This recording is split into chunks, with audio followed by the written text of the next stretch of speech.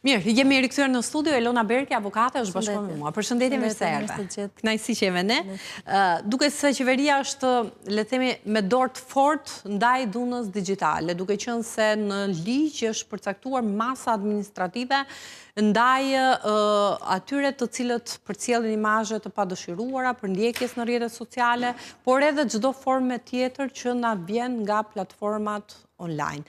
Të njihemi pak me çfarë parashikon, le të themi, apo përcakton ky ligj? Po, projekt ligji që ka qenë në diskutim për parandalimin dhe mbrojtjen nga dhuna ndaj grave dhe familjes në përgjithësi.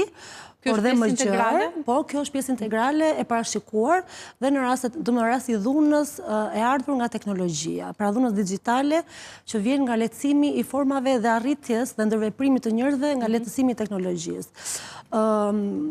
Pasi planifikohet një zgjerim i kompetencave të autoriteteve kontrolluese dhe regulatore, siç është AKEP edhe AMA, nëpërmjet mekanizmit kombëtar të referimit, ato do të arrijnë në momentet që japin një urdhër administrativ për fshirjen, bllokimin apo për të imazheve apo të përmbajtjeve dhunuese, dhe nuk fshihet, aty do të fillojnë, do të kanë të drejtë të vënë edhe gjoba.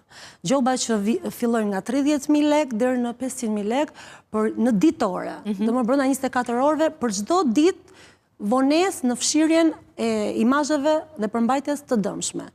Këto urdhra do t'i drejtohen si mediave audiovizive dhe si platformave online, kudo që ato kanë serverin e tyre. Në qoftë se përmbajtja dhunuese ndikon dhe është faqur në territorin shqiptar, këto autoritete do të kenë kompetenca dhe jurisdiksion. Ka tagrin që në momente të tilla nuk vjen kjo me një paralajmërim, apo duhet në mënyrë të menjëhershme të vendoset, pra të kërkohet heqja e imazheve, nëse bëhet fjalë për imazhe, apo të ndalet për ndjekja digjitale, dhe në momentin që nuk reagohet përkundrejt kësaj, atëherë vendoset gjoba të cilat vendosen gjoba, pra sanksione, të cilat variojnë nga 30 deri në janë goxha të majme në 24 orë në mos gaboj. Po, ditore, për çdo ditë vonesë. Për çdo ditë vonesë për platformën apo mediun që ka publikuar këtë përmbajtje dhunuese.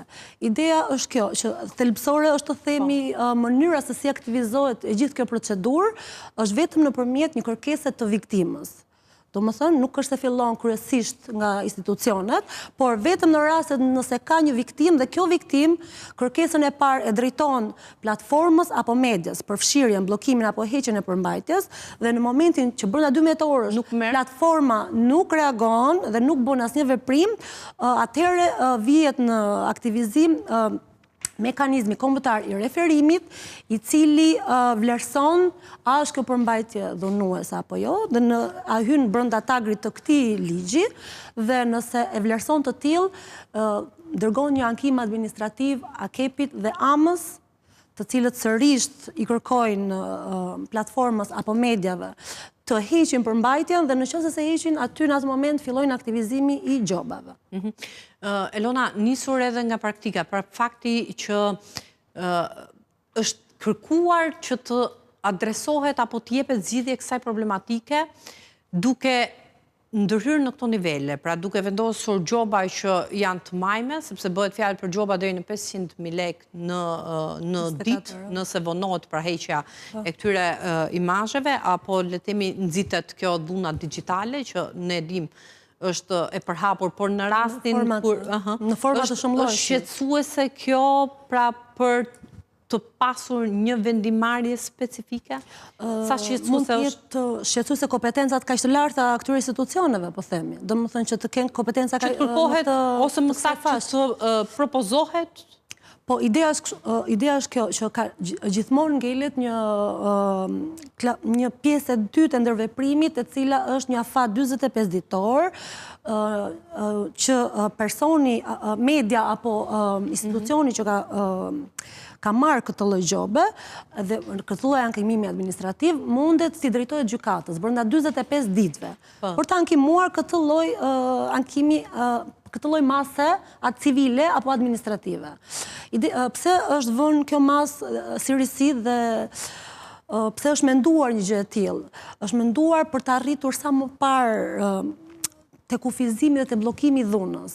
Sepse nëse do prisnim një vendim gjykate tradicional, do duhet periudhat e dimë se sa duhet për një procedurë gjyqësore, kështu që për të bërë rolin e urdhrave mbrojtës tradicional, si urdhri mbrojtës i dhunës në familje, ka dalë dhe kategoritë e reja urdhri mbrojtës të dhunës nga teknologjia, është menduar urdhri mbrojtjes për në punë, për dhunë në punë, dhe urdhat e mbrojtjes për dhunë politike apo dhunë zgjedhore. Janë format e reja të dhunave që janë. Janë risi këto në të ligj? Po, risi. Dhe në këto forma mund të shkosh si në gjykat për të marrë një vendim për urdhër mbrojtje urgjente dhe të menjëhershme, dhe mund të shkosh në rastin e dhunës ndaj lehtësimit të teknologjisë, mund të shkosh dhe direkt te AKEP-i dhe te AMA, siç tham me procedurën që treguam pak më parë. Ajo që pyeta, pra janë të shqetësuese dhe prezente këto fenomene janë në nivel ndërkombëtar ndërhyrje? Po, nuk është një qasje që është e kufizuar, që vjen nga hiçi, por është një problem ndërkombëtar dhe duhet thënë baza dhe themeli i të gjithë kësaj gjitha këtyre masave të reja që po merren janë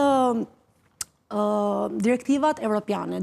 Konkretisht direktiva evropiane e majit të 2024 për dhunën në familje dhe dhunën ndaj grave. Dhe që manifestohet më pas në dhunë digjitale. Në të gjitha Europën, normalisht duhet të aderojnë, edhe neve që jemi shtet në adezion, normalisht. Ke pasur vetë në praktikat e tua raste të grave të jemi akoma në fazat e informacionit. Gjende përballë kësaj situate, pra që përballen qoftë me dhunën në familje, qoftë me... është momenti ideal që duhet të kishte ardhur edhe më përpara, do kishte qenë aq më efektiv, por domethënë jemi në kohën e duhur për të aplikuar dhe që të përdoret gjërësisht. Do doj shumë informacion, sepse njerëzit duhet të dinë të drejtat që kanë dhe si t'i kërkojnë, dhe që t'i përdorin. Duhet pikërisht në mungesë ndoshta të një informacioni, rrezikon kjo që të mbetet thjesht një plotësim ligjor, një risi e integruar në këtë ligj dhe të mos gjej zbatim? Them se do gjej zbatim gjërësisht, pasi janë procedura që nuk nisen kryesisht nga institucionet. Është procedurë që nisen direkt nga viktima. Nga individi. Personi që do jetë viktime dhunës në të gjitha këto forma që folëm, nëse më përpara kanë qenë të panjohura nga ligji dhe në këtë rang specifik siç është sot, që po flasim, sot i kemi të zezë mbi të bardhë dhe mund të shfrytëzojmë. Pra kjo le të themi është një pushtet që jepet individit kur gjendet në raste të tilla. Në rast të dhunë digjitale, në rast për ndjekje digjitale, në rast të përdorjes dhe keqpërdorjes të imazheve intime, në raste që edhe ky mund të jetë një fenomen edhe është në fakt një ngacmime online dhe i përhapur, edhe ngacmime online, përdorja e përdorimi i llogarive online. Çfarë ndodh nëse këto përmbajtje nuk hiqen nga platformat? Job. Veç gjobës? Veç gjobës. Mund të ketë nga ato të cilat zgjedhin që të përballen me gjobë, por edhe të mos e paguajnë gjobën. Kemi gjobën dhe rruga tjetër është ankemimi gjyqësor.